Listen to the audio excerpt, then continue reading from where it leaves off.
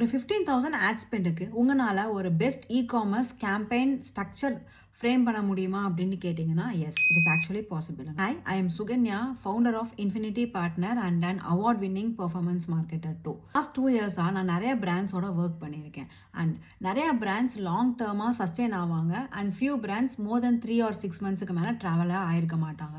So இது என்ன அப்படின்னு அனலைஸ் பண்ணும்போது தான் I figured out something called budget allocation. இந்த பட்ஜெட் அலோகேஷனில் நிறையா பிராண்ட்ஸ் ஸ்ட்ரகிள் ஃபேஸ் பண்ணுவாங்க. இவ்வளோ பட்ஜெட் எந்த கேம்பெயினுக்கு அலோகேட் பண்ணுறது அப்படிங்கிறதுல அவங்களுக்கு ஐடியாவே இருக்காதுங்க. So use this rule for that. Always have 10:70:20 ratio.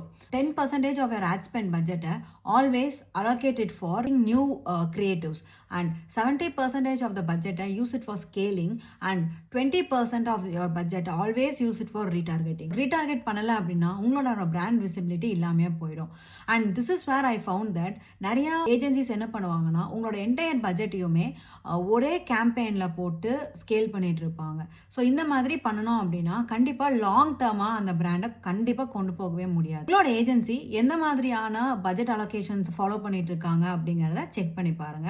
And உங்களுக்கு இது ஏதாச்சும் கிளாரிட்டி இல்லை அப்படிங்கிற மாதிரி இருந்தாலும் இந்த பட்ஜெட் அலோகேஷன்ல உங்களுக்கு ஃபர்தரா ஏதாச்சும் கிளாரிட்டி வேணும் அப்படின்னாலும் do comment us 10:70:20 and we will text you. Thank you.